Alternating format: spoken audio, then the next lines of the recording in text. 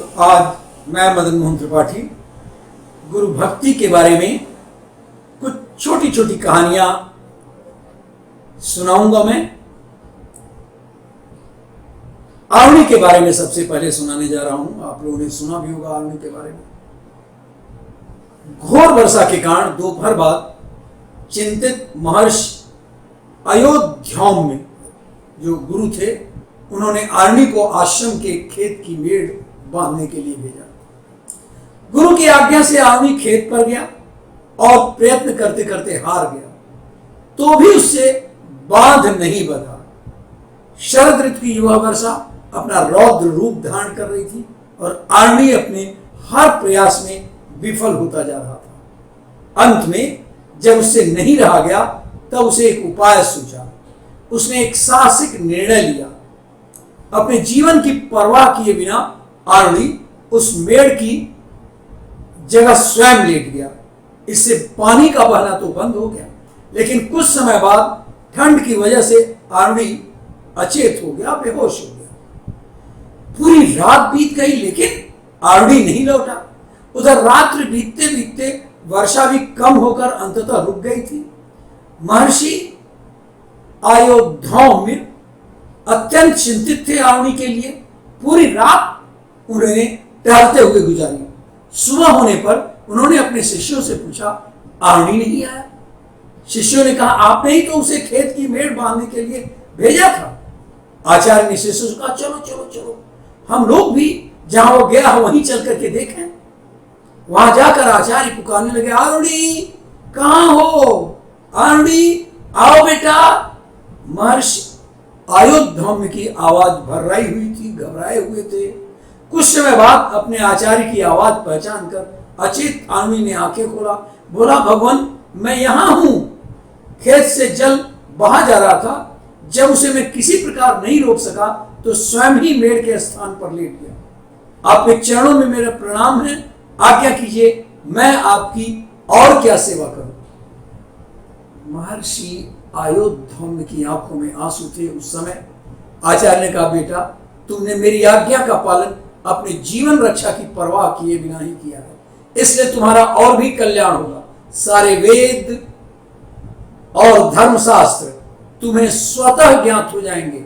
अपने आचार्य का वरदान पाकर आरणी अत्यंत प्रसन्न हुआ और फिर उन्हें प्रणाम कर अपने अभीष्ट स्थान पर और कार्य करने चला गया। उन्हीं गुरु अयोध्याम का एक और शिष्य थे, उपमन्यु। ये लोग साथ ही साथ पढ़ रहे थे उसी गुरुकुल में।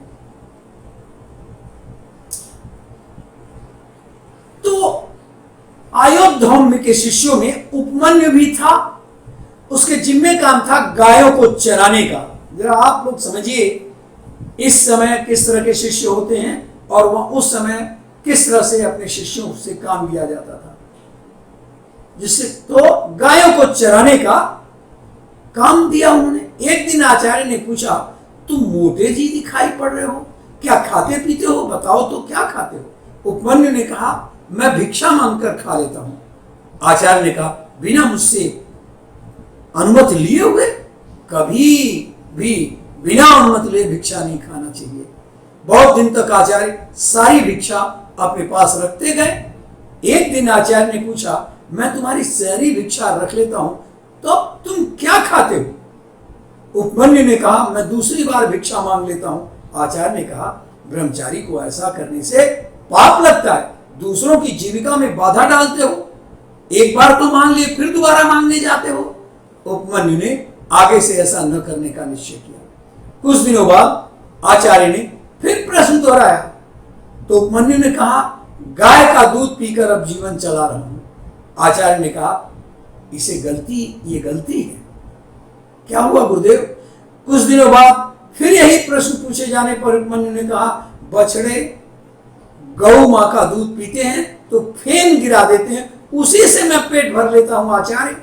आचार्य ने कहा, यह तो बछड़ों की जीविका में अड़चन डालना हुआ।